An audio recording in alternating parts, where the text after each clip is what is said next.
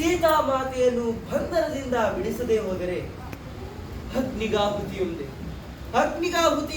ಮಾತೆಯ ಗುರಿಯೆಂದರು ತಂದೆ, ಮಾತೆಯ ಗುರಿಯೆಂದರು.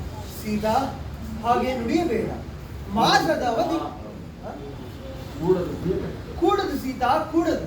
ಹಾಗೆ ನುಡಿಯಬೇಡ. ಮಾಸದ ಅವಧಿಯೊಳಗಾಗಿ ನಿನ್ನನ್ನು ಸಂಧಿಸುವುದು.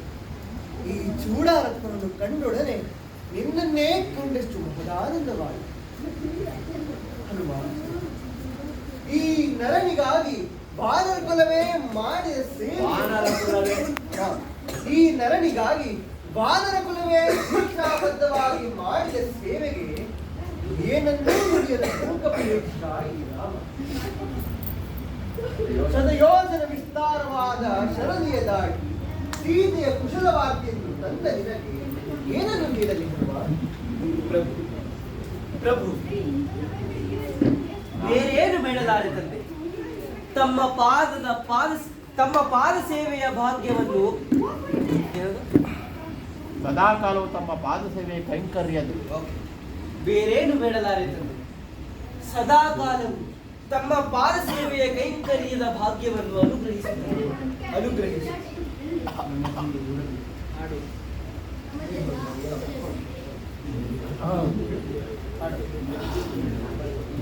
ರಾಮಚಂದ್ರ ಪ್ರಭು ಇಲ್ಲೇ ಇರ್ಬೇಕು, ಲಕ್ಷ್ಮಣದ ಈ ಕಡೆ ಬರ್ಬೇಕು. ಬನ್ನಿ. ಮಹಾಬ್ರಾಹ್ಮಣ ಪ್ರಚಂಡ ರಾವಣನ ಅನುಜ ವಿಭೀಷಣನಿಂದ ಅಗ್ರಜನಿಗೆ ಅನುನಯ ರೀತಿಯಲ್ಲಿ ಉಪದೇಶ ನೀಡುವುದರ ಪ್ರತಿಫಲ ರಾಜ್ಯಭ್ರಷ್ಟತೆ.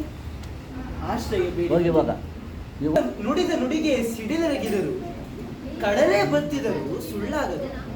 ಆದರೂ ಹನುಮ, ಆರ್ದನು ಎಂಬ ಅರ್ಧೋಕ್ತಿ ಏಕೆ ತೋರಿದೆ? ಸಂಶಯದ ಸೂಚನೆ ಬಿಡಿಸಿ ಹೇಳು. ಸಂಶಯದ ನುಡಿಯಲ್ಲ ಪ್ರಭು. ಒಂದು ವೇಳೆ ಮಹಾಬ್ರಾಹ್ಮಣ ಪ್ರಚಂಡ ರಾವಣನು ತಮ್ಮ ಪಾದಕ್ಕೆ ಮಣಿದು ಶರಣಾದರೆ ವಿಭೀಷಣನಿಗೆ ಕೊಟ್ಟ ಮಾತು ಹುಸಿಯಾಗುವುದಲ್ಲ ಎಂದು ಸ್ವರ್ಣಲಂಕೆ ಚಕ್ರೇಶ್ವರನ ಶರಣಾಗತಿಯೇ.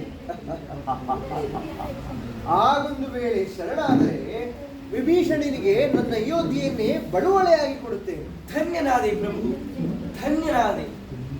ತಮ್ಮನ್ನು ಅನುಮಾನಿಸದೆ ಈ ಚಪಲತರವಾದ ಕಪಿಬುದ್ಧಿಯನ್ನು ಕ್ಷಮಿಸಿ. ಸ್ವರೂಪಿ, ತಮ್ಮ ಪಾದವೇ ನನಗೆ ಶ್ರೀರಕ್ಷೆ. ಇವಾಗ ನೀವು ಇಲ್ಲಿಗೆ ಬರ್ಬೇಕು. ಈಗ ನಿಮಗೆ